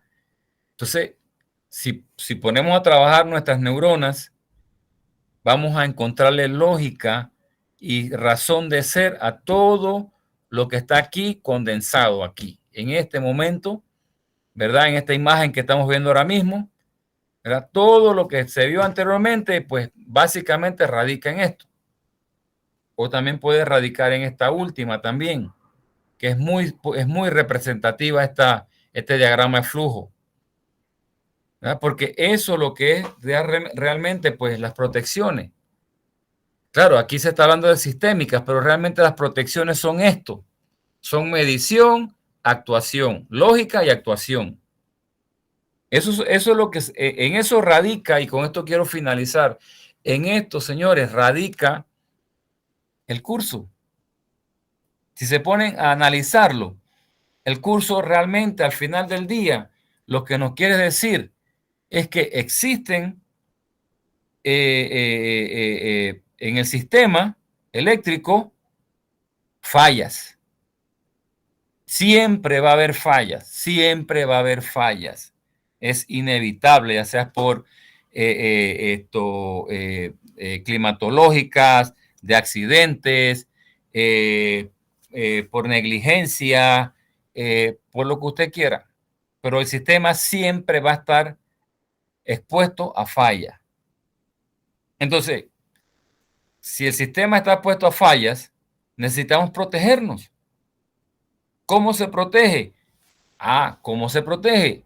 ¿Qué es lo primero que hay que hacer para protegernos? ¿Quién me dice qué es lo primero que hay que hacer para protegernos? Si ya vamos analizando bien todo lo que es el curso. ¿Qué es lo primero?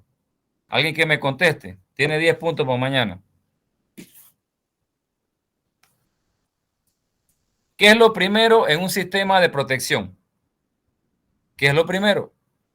¿Quién me dice? La medición. Exactamente. ¿Quién habló ahí? Diel Lisondro.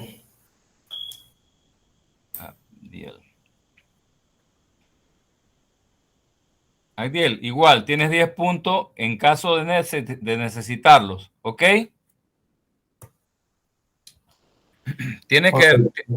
O sea, los que se han ganado 10 puntos tienen que resolver el parcial. Anyway, tienen que hacerlo. Si yo veo que falla en una pregunta, yo le sumo sus 10 puntos.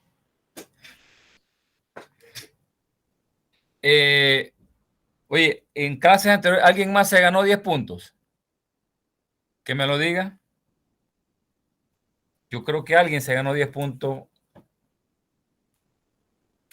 No. Edgar González, profe. ¿Quién? Edgar González. Sí, pero hoy te ganaste 10 puntos, ¿no? Anteriormente, ¿hubo alguien que se ganó 10 puntos anteriormente? Me parece que Abdiel, profe. Es que eso es lo que estoy tratando. Así el sábado pasado usted le dijo a Abdiel.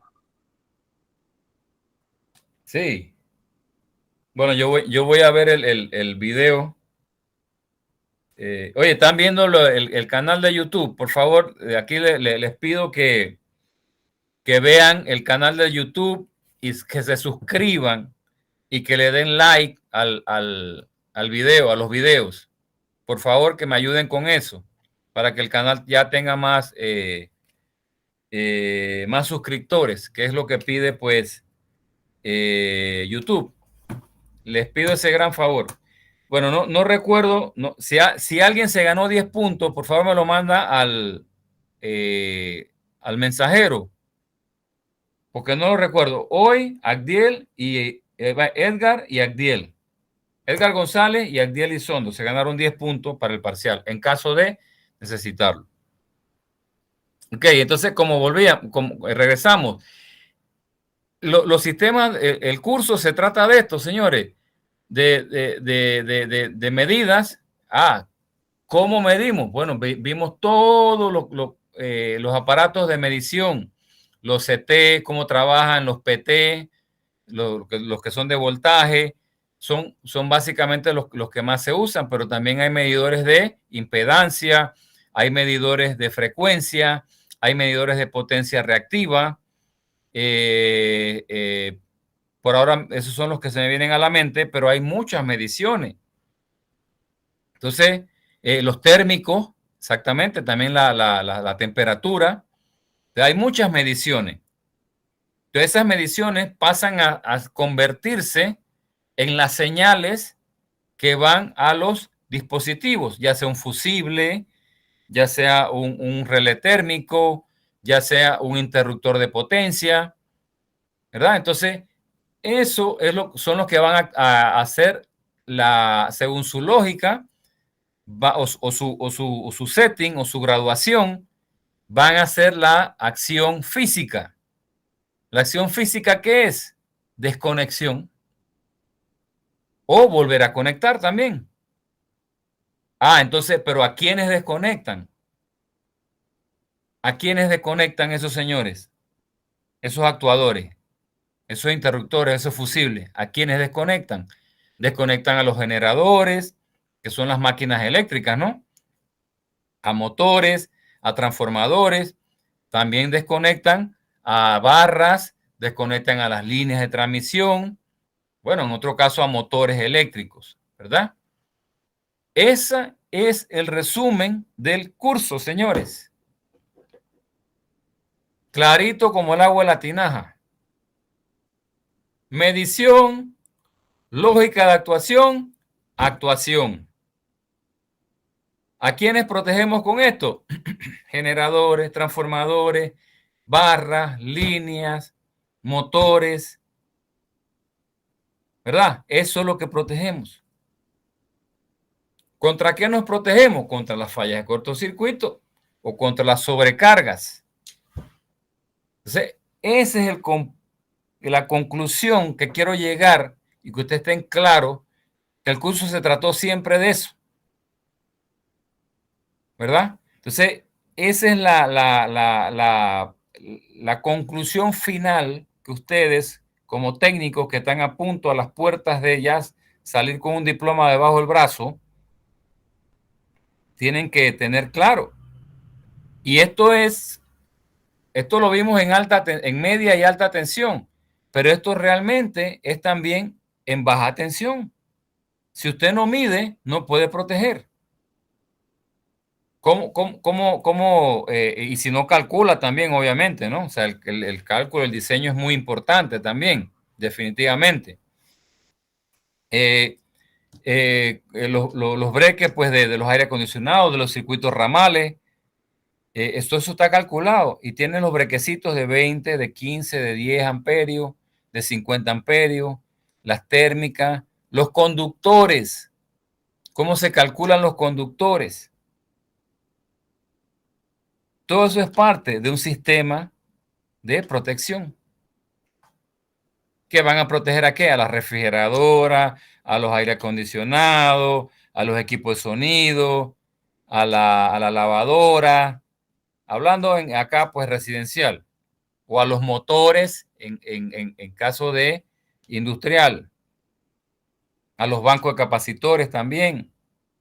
Entonces, eso es un sistema lógico de protecciones. Entradas, mediciones, toma de decisiones. Eso es lo que es. Señores, si, como siempre digo, si sabían o manejaban el tema, espero haber aportado a esos conocimientos que tenían.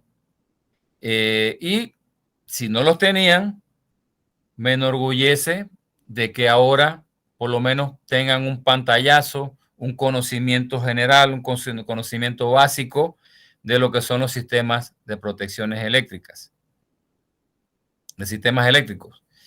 Entonces, hasta aquí llega el curso. Para mí, pues, ha sido satisfactorio el curso. Ustedes son un muy buen grupo. Creo que le di varias materias. Y bueno, no he visto los trabajos de la actividad 2, pero espero encontrarme con muy buenos trabajos porque yo sé que ustedes eran capaces de eso. Entonces, si alguien tiene alguna observación, porque yo también al final del curso quiero un feedback, quiero una retroalimentación de mis estudiantes. Pues si alguien piensa que los cursos son mejorables o los cursos, los módulos, pues los módulos están ok, si están bien, si le falta algo o si de mi parte, pues de repente no llega bien el mensaje. Yo quiero que sin ningún temor, porque a mí las palabras no me quiebran.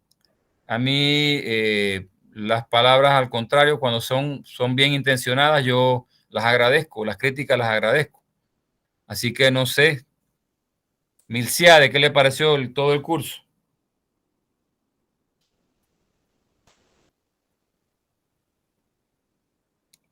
¿Milciade está?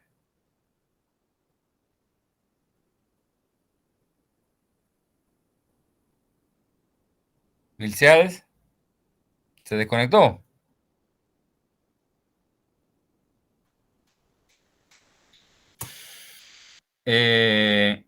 Agdiel Lisondro, ¿qué le pareció el curso?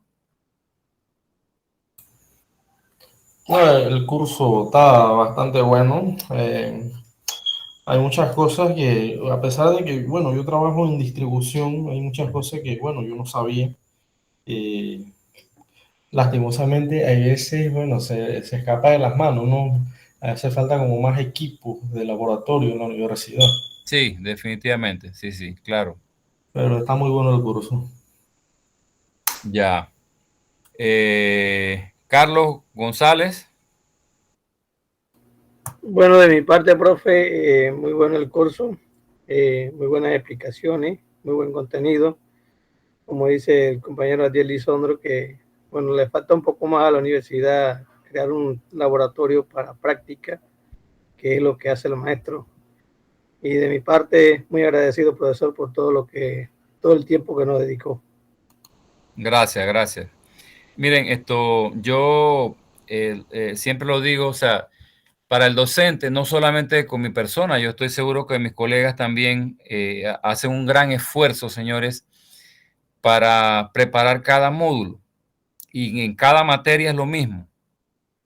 Bueno, ya cuando la materia pues ya se ha dado 2 veces, pues ya es un poquito más fácil, pero créanos que para el docente el preparar un módulo hay que leer bastante, hay que procesar mucha información, saber cuál es la mejor imagen o el mejor video o la mejor frase, el mejor párrafo, porque nosotros sabemos que ustedes pues están captando una información que en teoría pues no conocen. Entonces esto hay que dársela bien mascadita y eso, créanos que es difícil. A veces hay que leer 15, 20 páginas para sacar un solo párrafo, ¿verdad? Porque queremos, por lo menos en mi caso, pues, y estoy seguro que mis colegas también lo hacen, sacar la información más detallada y más directa que ustedes puedan asimilar. Entonces, ese trabajo del docente debe ser valorado. Yo estoy seguro que no somos perfectos. Yo no me considero perfecto. Sé que en muchas clases o de repente en muchas diapositivas,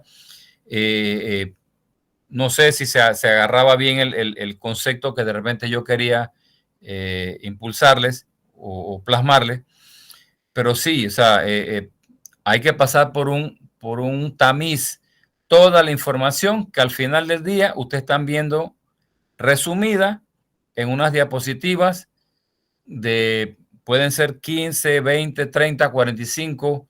Yo he hecho presentaciones casi de 50 páginas, de 50 slides, de 50 diapositivas, pero créanme que no es largo, señores. Si usted se pone a analizarlo, se pone a verlo, esto sería más largo leerse un libro de máquinas eléctricas o leerse una presentación de qué sé yo, un ensayo de un ingeniero que ha hecho análisis de cortocircuito, por decir algo. Créanme que va a ser mucho más tema, mucho más difícil y nosotros, pues, por lo menos en mi caso, yo solo estoy resumiendo, pues, a veces en 40 láminas, en 40 slides. No es tan, porque yo a veces sé que ustedes trabajan y de repente ir a la casa y ver una presentación de 50 páginas, dice que a veces uno se cansa nada más con ver la portada del libro. Pero bueno, en este caso, yo creo que ustedes tienen una gran información porque ha pasado por un tamiz, un filtro que por lo menos en mi caso yo hago, de presentarle lo más sencillo y lo más clarificador posible. Así que pues de mi parte, gracias a todos. No sé si alguien más tiene algo que decir.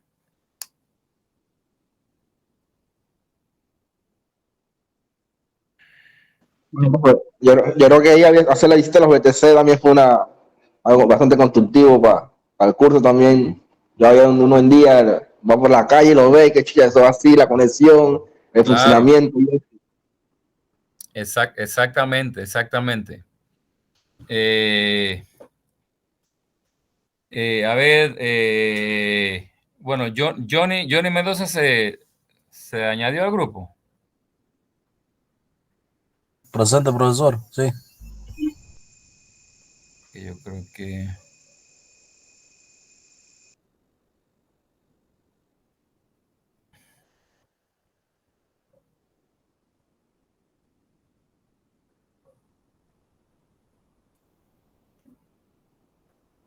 ¿Y el señor Kelvin Omar? Nunca me presentó. Profe, Kelvin intentaba conectarse, pero él dice que está en Calobre y no le llega la suficiente señal para poder conectarse, dice. Bueno. Me dice que él iba a llamarlo, a hablar con usted, pero no tiene buena señal para cobertura para llamarlo, dice. Okay.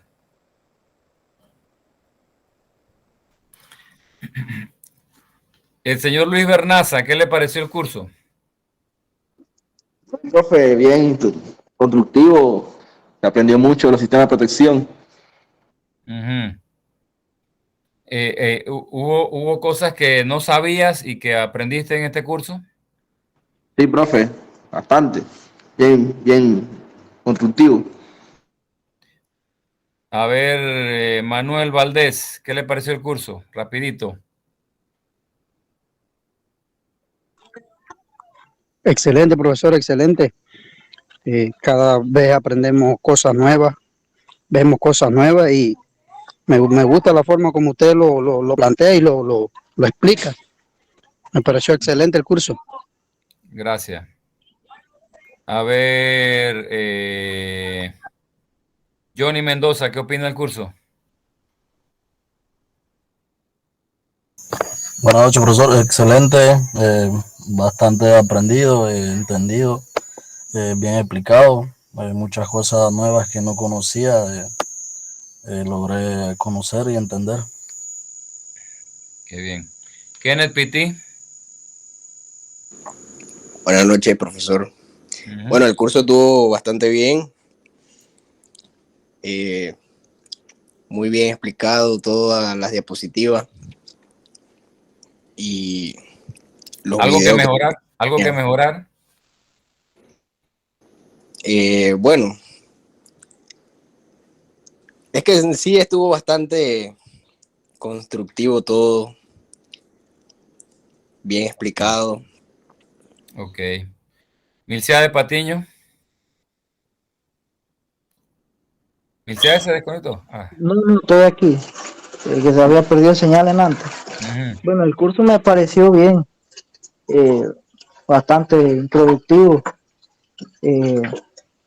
La verdad que también yo veo bastantes protecciones en el área donde yo trabajo y me pareció entretenido, pues, como ver las opiniones suyas contra con las que tengo acá también, pues. Y la verdad que aprendí unas cosas nuevas también. Hay otras cosas que no lo había visto en campo, pero en teoría sí me aclaró algunas dudas, ya sea como las corrientes de falla. Exactamente.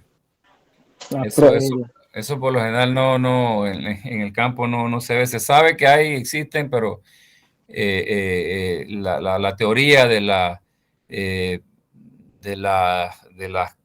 los tipos de cortocircuito, cuando son asimétricos, si son simétricos, eso usted tiene que saberlo y saber el porqué de cada cosa, ¿no? Entonces, eso es importante. Son técnicos, señores. Ustedes van a ser técnicos. Ustedes van a estar trabajando con cuadrillas, van a estar trabajando, bueno, si se dedican a esta área, pues de alta tensión, como yo sé que hay varios aquí ya que lo hacen, van a estar a cargo de ellos. El señor Edgar PM, Edgar PM, ¿qué es? Bueno, profe, la verdad es que me pareció bastante bueno el curso. Me interesó bastante lo que era los IPC, cómo era su función a la hora que sucedía una falla en el campo. Okay. Y cómo se enviaba la información del IPC hasta donde se controla. Ok. ¿Hay alguien que no le haya preguntado que está aquí? Disculpen que no sé si alguien más tiene... ¿Alguien que no le ha preguntado? Bueno, señores, un placer para mí. Con esto pues cerramos el curso. Les deseo suerte en el examen. Espero pues ya hayan resuelto el temario. El examen se debe desplazar mañana. Bueno, ya esta noche, dentro de un par de horas, se debe empezar a desplazar, a desplegar en la plataforma. Miren, si hay algún problema que no se vea el examen, por favor me lo comuniquen inmediatamente. Por favor. Si el examen no se ve mañana, por favor me lo comunican. Está programado para que se desplace desde mañana. O ahora a las 12 de la noche. Desde las 12 de la noche ya va a ser visible en su plataforma. Así que bueno, suerte a todos. No sé si esta es la última clase que yo les daré. Ya ustedes creo que están por salir, están terminando, eso es correcto, están terminando ya la materia, ¿no? Sí, profe, sí, ya. Al final. Qué bien, me alegro mucho, los felicito. Y mire, si han llegado hasta aquí es porque han tenido tesón, han tenido la capacidad, y siéntanse que lo que han hecho es lo correcto. Llegar hasta el final de una carrera, yo sé que a veces hay cosas pues que impiden que una persona termine, y es lastimoso cuando una persona no termina una carrera, pero bueno, ustedes siéntanse afortunados de que han podido llegar hasta este punto y que pues si Dios quiere pues se van a graduar. Así que los felicito, los exhorto a seguirse capacitando. Dice que el conocimiento no pesa. Espero que todas estas presentaciones las clases que yo les pude dar las hayan grabado, las tengan siempre como referencia, y pues siempre pues estaré pues a la disposición de ustedes, y les deseo suerte, señores, de verdad, y me alegra porque que hayamos podido concluir este curso de muy buena forma. Así que tengan buenas noches, señores. Suerte. Hasta luego, profe. Hasta luego. Hasta luego. Hasta luego. Buenas noches, profesores, y gracias. Hasta luego, profesor. Hasta luego.